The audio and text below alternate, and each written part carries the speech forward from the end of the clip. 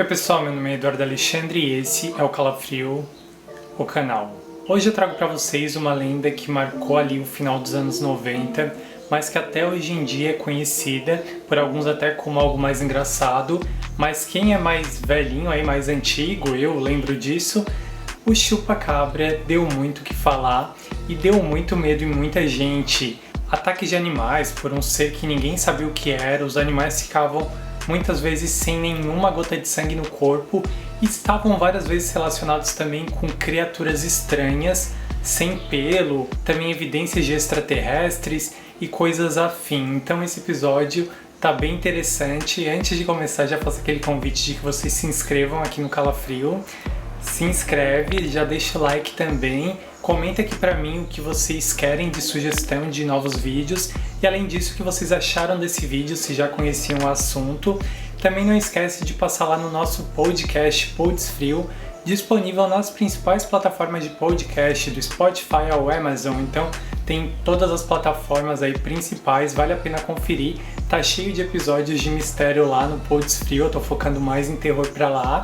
Então corre lá e fique por dentro dos novos episódios todos. Tudo certo? Então vamos pro episódio A Lenda do Chupa-Cabra.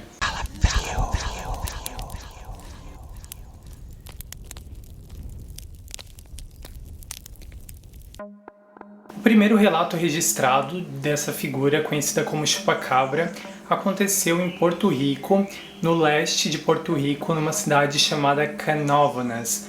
E aconteceu com uma mulher chamada Madeline Tolentino, que ela disse que ela avistou da casa dela, pela janela, uma criatura que se assemelhava muito com um alien.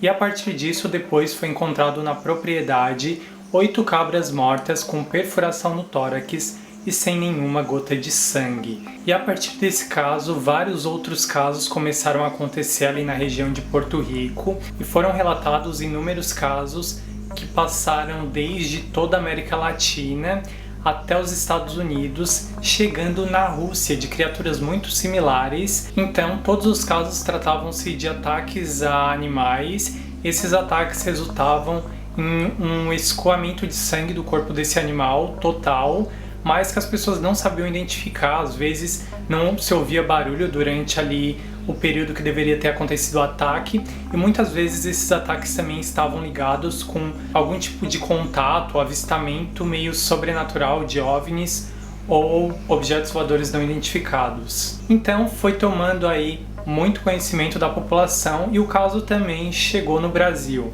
A primeira vez que se falou-se em Chupa-Cabra em rede nacional, em um programa conhecido, foi no programa que era apresentado pelo Gugu Liberato, Domingo Legal, no ano de 1997, com uma reportagem quando a TV era o maior meio de comunicação e que as pessoas ficaram simplesmente perplexas com aqueles relatos das pessoas sobre o que estava acontecendo, o que elas tinham vivenciado. Nos Estados Unidos, um pesquisador chamado Benjamin Ranford, um pesquisador do Comitê para Investigações Céticas, ele ficou sabendo dos casos lá nos Estados Unidos, ele é um americano, e ele começou a pesquisar.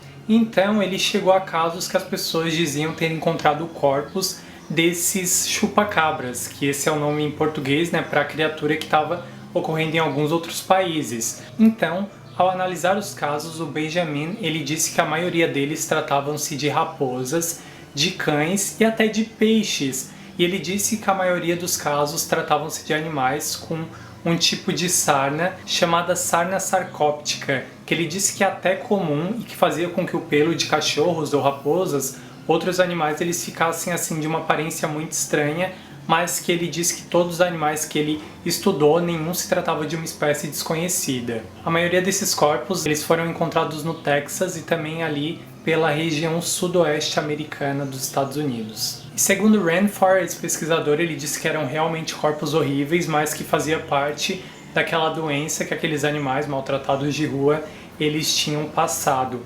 Mas esses casos são os casos americanos, né? Aí uma parte de um caso americano, não é uma totalidade, nem todos os casos foram estudados. E aqui no Brasil também teve muitos casos de chupa-cabra, principalmente no final dos anos 90. Em São Paulo, por exemplo, um caso aconteceu na cidade de Araçoiaba da Serra. Não foi só um caso, foram alguns casos. Um morador, ele disse que quando estava andando por uma estrada de terra, ele avistou uma criatura estranha e que essa criatura estranha, ela entrou por dentro da mata e chegou a pular no capô de um carro. E essa criatura, segundo esse homem, que era um pedreiro ali da região, ele disse que ela tinha um corpo peludo, já diferente da maioria que diz que tem um corpo sem pelo. E também disse que a criatura tinha em média 1,60 m de altura. Será que era um lobisomem, gente? Corpo peludo? Sei lá. Já em uma outra fazenda ali na mesma cidade, próximo, um fazendeiro, na verdade um caseiro, que trabalhava numa fazenda, ele disse que encontrou uma vaca morta e ela não tinha sangue nenhum nela. Então ele disse também que não tinha ouvido nenhum barulho na região e que essa vaca morreu desse modo muito estranho, atípico, como outros casos estavam sendo relatados ali próximo. Muitos casos do famoso chupa-cabra, gente, eles estavam ligados com extraterrestres. Até hoje, se vocês forem procurar, se encontra muito de animais que são mortos de uma maneira assim estranha, com sangue, sem sangue nenhum, às vezes dizem até sem nenhuma gota de sangue, animais mortos, com perfuração às vezes muito metódica, assim, algo muito pequeno, e também tem alguns casos que os animais estavam fechados em locais que não teria como um predador entrar e eles foram simplesmente mortos. Até hoje, muitos pesquisadores e ufólogos, principalmente, que estudam extraterrestres e essa temática toda, eles acreditam que se tratam de casos de encontros com extraterrestres, em que os extraterrestres fazem um tipo de exame. Na verdade, eles matam, esse animal para fazer exames nesse sangue, ou até mesmo coletar sangue para alguma experiência. Então, gente, o que vocês acham? O chupacabra é algum tipo de predador terrestre que a gente já conheça? Algum animal comum? Ou vocês acham que é uma criatura extraterrestre? Ou um animal aí, um híbrido, um meio animal, meio extraterrestre? Não sei.